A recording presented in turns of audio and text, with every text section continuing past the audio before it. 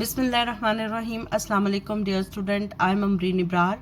We have started the syllabus of CIE O Levels Mathematics. Our topic is bearing.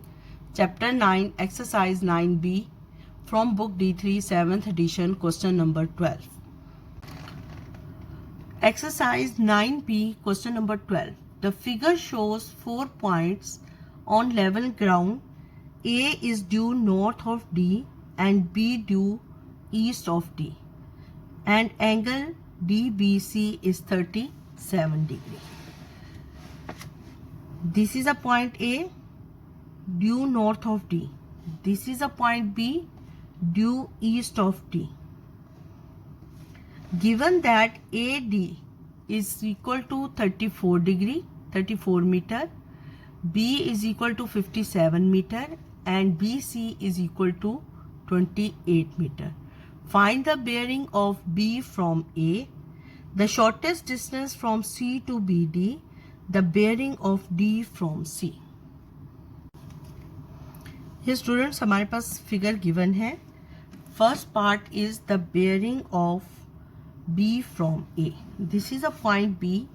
B की bearing find करनी है from A. This is a point A. This is a north of A. So this angle is a bearing of B from A. We know that this is a straight line 180 minus this angle. 180 minus this angle is equal to bearing of B from A. So now two lengths are given and this is, we know that triangle ADB is a right angle triangle. We find the angle DAB by using the trigonometric ratio. DAB this angle, so this is a base over hypotenuse is equal to cos angle DAB is equal to base over hypotenuse. So angle DAB is equal to cos inverse 34 over 57 degree. Because bearing of B from A is equal to 180 minus angle DAB. इसलिए हम angle DAB find कर रहे हैं. Shift cos inverse 34 divided by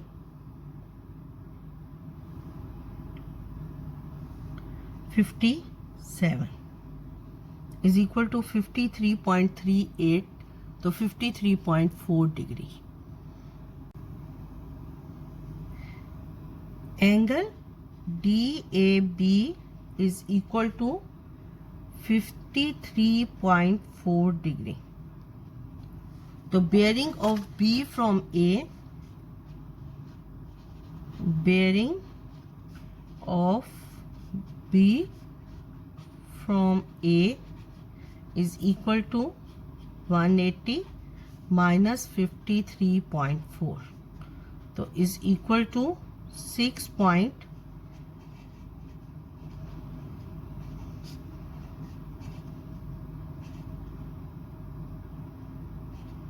126.6 degree answer. The shortest distance from a point to a line is a perpendicular distance from a point to a line. If we, it's mean कि इस point से अगर हम इस line का shortest distance find करना चाहते हैं तो हमें इनके दरमियान perpendicular distance find करना है. और वो कैसे करेंगे? We draw a perpendicular from a point C on a line BD. This is a perpendicular line. One angle and one side is given. And this is also a right angle triangle. By using the trigonometric ratio, we find that D. D is the shortest distance from point C to line BD. D is perpendicular, this is the hypotenuse and this side is a base. So perpendicular over hypotenuse is equal to sine. Sine 37 degree is equal to perpendicular over hypotenuse. The shortest distance from C to BD is sine 37 degree is equal to D over 28. तो D is equal to 28 sin 37 degree. इसको solve कर लेते हैं. 28 sin 37 degree is equal to 16.85, 16.9 metre.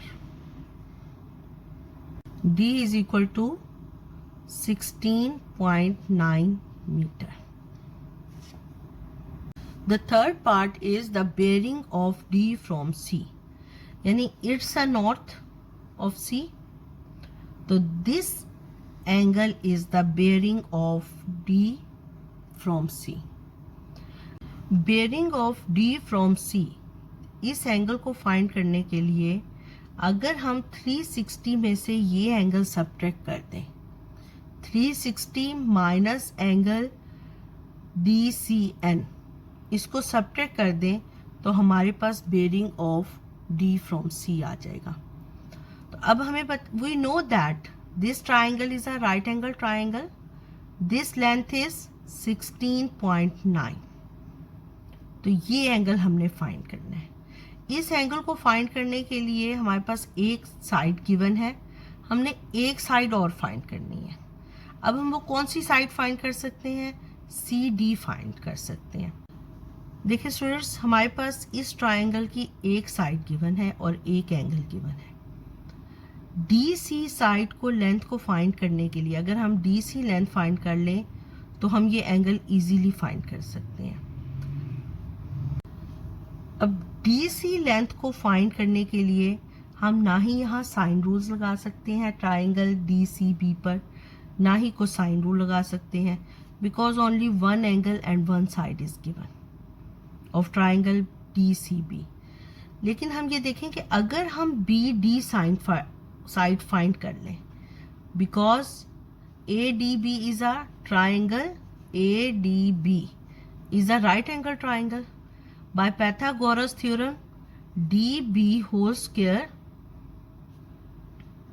is equal to 57 whole square minus 34 whole square. 57 whole square minus 34 whole square. तो BD length हमारे पास find हो जाएगी. DC length find करने के लिए DC का ऑपोजिट एंगल गिवन है, length of two sides given है, तो we can use the cosine rule to find the length of DC. अगर हमारे पास DC लेंथ आ जाएगी तो हम ये वाला एंगल इजीली फाइंड कर सकेंगे. This angle we can find this angle easily if we find the length of DC. तो अब हम सबसे पहले DB लेंथ फाइंड करते हैं, उसके बाद कोसाइन रूल यूज कर हम कोसाइन रूल यूज करके हम ये एंगल लेंथ फाइंड कर लेंगे DC. Triangle ADB is right angle triangle.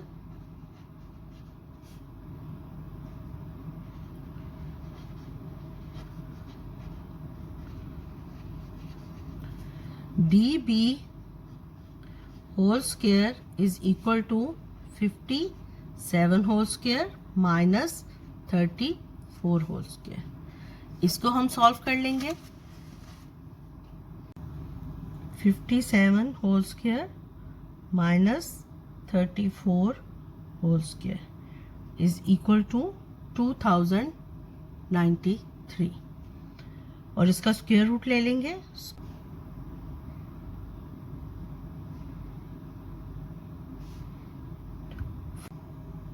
DB whole square is equal to 2093. DB is equal to square root of 2093 is 45.7 metre.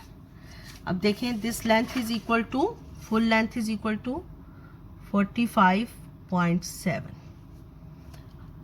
अब DC find करना है। DC फाइंड हम cosine rule से easily find कर सकते हैं because opposite angle is given.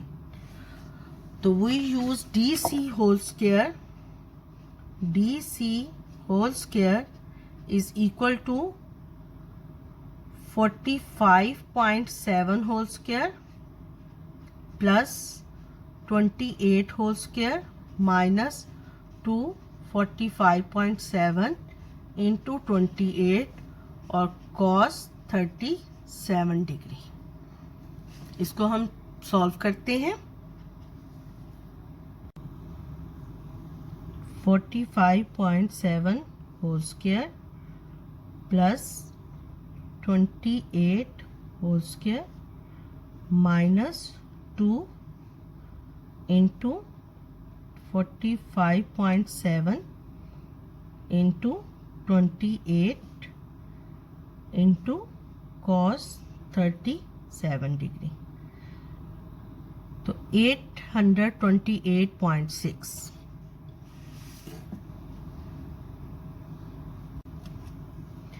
828.6 DC whole square.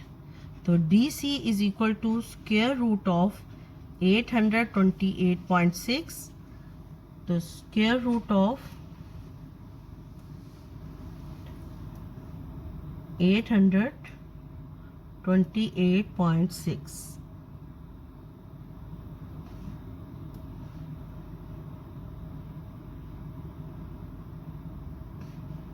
28.7 degree, 28.7 metre. DC is equal to 28.7 meter. This length is 28.7 meter. अब हमने ये एंगल फाइंड करना है बिकॉज बेयरिंग किसके इक्वल है 360 माइनस दिस एंगल। तो this is a base, this is a hypotenuse. Cos angle DCN is equal to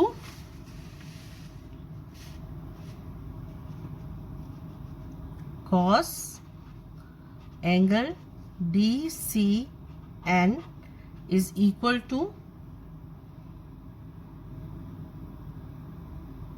base over hypotenuse 16.9 over 28.7।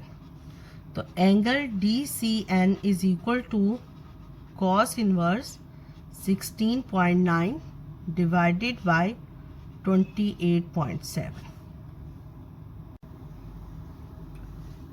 cos inverse 16.9 divided by 28.7 तो 53.9। Angle DCN is equal to 53.9। तो bearing हमारा किसके equal हो गया, this angle is 53.9। तो 360 minus 53.9 तो वो हमारा हो जाएगा bearing of D from C। Bearing of D from C is equal to 360 minus 53.9 is equal to